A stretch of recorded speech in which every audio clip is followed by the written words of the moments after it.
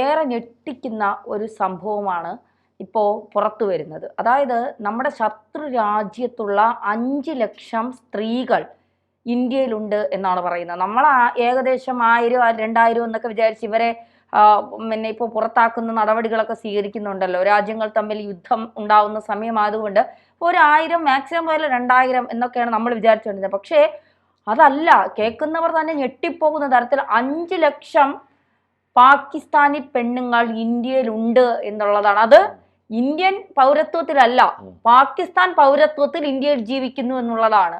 ഇതിനെ ഗൗരവമായി കാണേണ്ടതല്ലേ? തീർച്ചയായും. ഇത് ടൈംസ് ഓഫ് ഇന്ത്യയിലാണ്. Over 5 lakhs Pakistani woman living here without Indian citizenship says BJP's Nishikant ദുബെയാണ് ഇക്കാര്യം വ്യക്തമാക്കിയിരിക്കുന്നത്. Nishikant Dubey expressed worries on Monday about what he described as the new phase of Pakistani terrorism. He specifically addressed the situation of Pakistani women who have married and moved to India but remain without Indian citizenship. അതായത് ഇന്ത്യയുടെ citizenship ഇല്ലാതെ ഇത്രയും പേര് 5 ലക്ഷത്തോളം Pakistani women's ഇവിടെ കഴിയുന്നുണ്ട് എന്നുള്ളതാണ് ഏറ്റവും ഗൗരവതരമായ ഒരു വസ്തുത. പക്ഷേ ഇന്ത്യയെ സംബന്ധിച്ചിടത്തോളം ഇന്ത്യ മറ്റ് രാജ്യങ്ങൾക്ക് എപ്പോഴും സ്വീകാര്യത നൽകുന്ന ഒരു രാജ്യമാണ് ഇന്ത്യ. പ്രത്യേകിച്ച് സ്ത്രീകളോടുള്ള, വനിതകളോടുള്ള ഇന്ത്യയുടെ ഒരു ബഹുമാനം, സ്നേഹം, അതൊക്കെ നമ്മൾ പലപ്പോഴും ശ്രദ്ധിച്ചിട്ടുള്ളതാണ്. കാരണം മറ്റൊരു രാജ്യത്തു നിന്ന് വരുന്ന സ്ത്രീകളെ ആദരിക്കുക കൊണ്ടുനടക്കുന്ന ഒരു കാര്യമാണ്. അപ്പോൾ ഈ അത്തരത്തിലുള്ള അവരെ ആ ഒരു രീതിയിൽ കൊണ്ടുവരിക, അവർക്ക് വേണ്ടത്ര അവർക്ക് സ്വീകാര്യത കൊടുക്കുക, അതൊക്കെ ഇന്ത്യയെ സംബന്ധിച്ചിടത്തോളം വലിയൊരു ആദരവ് കൂടിയാണ് ഇന്ത്യ ചെയ്തുകൊണ്ടിരിക്കുന്നത്. പക്ഷേ എന്നാൽ ആ രാജ്യമാകട്ടെ അത്തരത്തിൽ നമ്മളോട് അത്തരത്തിൽ പ്രതിപത്തി പുലർത്തുന്നില്ല എന്നുള്ളതിന്റെ തെളിവായിരുന്നു ഈ ആക്രമണമൊക്കെ.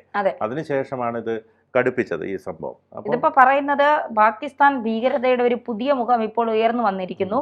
വിവാഹിതരായ ശേഷം 5 ലക്ഷത്തിലധികം പാകിസ്ഥാൻ സ്ത്രീകൾ ഇന്ത്യയിൽ താമസിക്കുന്നുണ്ട്. പക്ഷെ ഇതുവരെ അവർക്ക് ഇന്ത്യൻ പൗരത്വം ലഭിച്ചിട്ടില്ല. അകത്തു കടന്ന ഈ ശത്രുക്കളെ എങ്ങനെ നേരിടും എന്നാണ് ഈ എക്സിൽ BJPയുടെ നേതാവ് ചോദിക്കുന്നത്. മാത്രമല്ല, ഏപ്രിൽ 22-ന് ജമ്മു കശ്മീരിലെ പഹൽഗാമിൽ നടന്ന ഭീകരാക്രമണത്തിൽ 28-ലധികം പേർ കൊല്ലപ്പെട്ടിരുന്നു.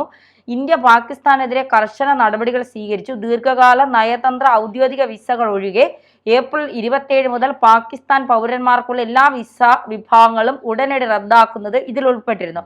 കഴിഞ്ഞ 3 ദിവസത്തിനിടെ 537 പാകിസ്ഥാൻ പൗരന്മാർ നമ്മുടെ വാഗ അട്ടാരി അതിർത്തി ക്രോസ് ചെയ്ത് പോയി എന്ന് അവിടുത്തെ പ്രോട്ടോകോൾ ഓഫീസർ അരുൺ പാൽ ഞായറാഴ്ച തന്നെ പറഞ്ഞിട്ടുണ്ട്. ഇത് ഹ്രസ്വകാല വിസ ഉടമകൾക്കുള്ള സമയപരിധി അവസാനിച്ചതോടെയാണ്. അതായത് ഈ ചികിത്സയ്ക്കൊക്കെ വന്നവർക്കാണ് ഈ ഞായറാഴ്ച വരെ സമയം കൊടുത്തത്. ബാക്കിയുള്ളവർ അതിന് മുന്നേ പോകണം. 48 മണിക്കൂറാണ് കൊടുത്തിരുന്നത്. കഴിഞ്ഞ 3 ദിവസത്തിനിടെ 850 ഇന്ത്യൻ പൗരന്മാർ ഇന്ത്യയിലേക്ക് മടങ്ങിയതായും പറയുന്നുണ്ട്. ഞായറാഴ്ച 237 പാകിസ്ഥാൻ പൗരന്മാർ സ്വന്തം നാട്ടിലേക്ക് മടങ്ങിയപ്പോൾ 116 ഇന്ത്യൻ പൗരന്മാരും തിരിച്ചെത്തി. ജമ്മു കാശ്മീരിലെ പ്രശസ്തമായ വിനോദസഞ്ചാര കേന്ദ്രമായ പൽഗാമിനടുത്തുള്ള ബൈസരൺ പുൽമേടിലാണ് അക്രമാസക്തമായ സംഭവം നടന്നത്. 2019-ലെ പുൽവാമ സംഭവത്തിന് ശേഷം മേഖലയിലെ ഏറ്റവും രൂക്ഷമായ ആക്രമണങ്ങളിൽ ഒന്നാണിത്. അതിൽ 40 സെൻട്രൽ റിസർവ് പോലീസ് ഫോഴ്സ് ജവാന്മാർ അന്ന് പുൽവാമയിൽ കൊല്ലപ്പെട്ടിരുന്നു. ഏപ്രിൽ 23 മുതൽ ദേശീയ അന്വേഷണ ഏജൻസി അതായത് NIA സംഘങ്ങൾ ഈ സ്ഥലത്തെത്തി തമ്പടിച്ച് നിർണായക തെളിവുകൾക്കായുള്ള തിരച്ചിൽ ശക്തിപ്പെടുത്തിയിട്ടുണ്ട്. ഈ ഭീകരവാദ ഏജൻസികളെ DIG, IG, SP എന്നിവരുടെ നേതൃത്വത്തിലുള്ള സംഘങ്ങളൊക്കെ ഇവരെ കണ്ട് ചർച്ചകൾ പുരോഗമിക്കുകയാണ്. ഇതിനിടയിലാണ് ഈ ഞെട്ടിപ്പിക്കുന്ന വിവരം പുറത്തു വന്നത്. അപ്പോൾ നമ്മുടെ ശത്രുക്കൾ നമ്മുടെ ഇന്ത്യക്കകത്ത് തന്നെ ഉണ്ട്.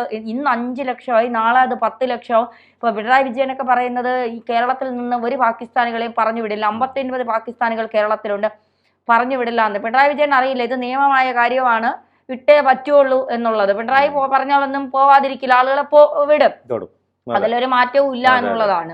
അത് ഈ പല ബില്ലുകളുടെ കാര്യത്തിൽ നമ്മൾ കണ്ടതാണല്ലോ. പക്ഷെ വേറൊരു കാര്യം തന്നെ മനസ്സിലാക്കേണ്ടത്, ഈ 5 ലക്ഷത്തോളം പേർ ഒരുപക്ഷെ നമ്മൾ ഉദ്ദേശിക്കുന്ന പോലെ അല്ല. ഈ ഇന്ത്യയിലുള്ള പലരുമാണ്, ഇന്ത്യയിലുള്ള പല സ്ത്രീകളും പുരുഷന്മാരും ഒക്കെയാണ് പാകിസ്ഥാൻ ജയ് വിളിക്കുന്നതെങ്കിൽ ഈ 5 ലക്ഷം പേർ ഒരു ഭൂരിഭാഗം പേരും നമുക്ക് മനസ്സിലാക്കാൻ കഴിയുന്നതനുസരിച്ച് അവർ ഇന്ത്യയുടെ ആ ഒരു പൈതൃകത്തെയും ഇന്ത്യയുടെ അവർ ഇഷ്ടപ്പെടുന്നവരാണ്. കാരണം അവർക്കിവിടെ കിട്ടുന്ന അംഗീകാരം അതാണ് മനസ്സിലാക്കുന്നത്. നമുക്ക് അറിയാം, ഇപ്പോൾ ഈ പാകിസ്ഥാനിൽ ഇന്ത്യൻ മുസ്ലിങ്ങളെയൊക്കെ അവർ വേറൊരു തരത്തിലാണ് കാണുന്നത്. പാകിസ്ഥാൻ മുസ്ലിംസ് ഇന്ത്യൻ മുസ്ലിംസിനെ വേറൊരു തരത്തിലാണ് കാണുന്നത്. അവർക്ക് അത്ര ഒരു ബഹുമാനമോ സ്നേഹമോ ഒന്നും അവർ കൊടുക്കില്ല. പക്ഷേ ഇന്ത്യയിലെ മുസ്ലിങ്ങൾ അവരെ വലിയ സംഭവമായിട്ടാണ് കാണുന്നത്.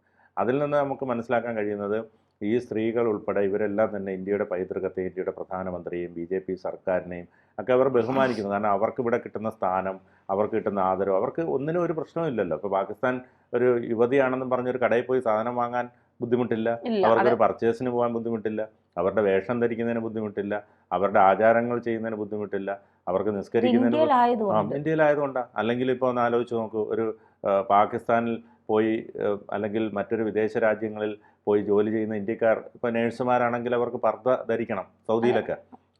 അത്തരത്തിൽ അതുപോലെ തന്നെ നോമ്പ് സമയങ്ങളിൽ അവർക്ക് ഭക്ഷണം കഴിക്കാൻ കഴിയില്ല. ഹിന്ദുക്കളായ നേഴ്സുമാരുണ്ട്, അവരും നോമ്പ് അനുഷ്ഠിക്കേണ്ട അവസ്ഥയാണ്. പക്ഷേ ഇന്ത്യയിൽ അങ്ങനെയില്ല. ഇന്ത്യയിൽ വരുന്ന അവർക്ക് പള്ളികളിൽ നമസ്കരിക്കാം, വീടുകളിൽ നമസ്കരിക്കാം, അവർക്ക് എല്ലാ കാര്യങ്ങളും ചെയ്യാം, അവർക്ക് ഇത്തരത്തിൽ ഹലാലായിട്ടുള്ള ഭക്ഷണം കഴിക്കാം, അല്ലെങ്കിൽ ഹലാലായിട്ടുള്ള ബിസിനസ്സുകൾ നടത്താം.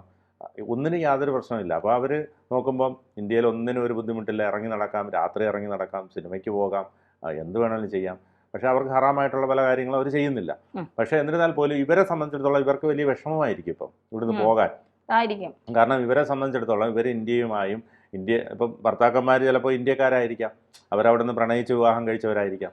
അപ്പോൾ ഈ ഇന്ത്യ വിട്ടു പോകുന്നത് അവർക്ക് മാനസികമായി ബുദ്ധിമുട്ടുണ്ടാക്കിയിട്ടുണ്ടാവാം.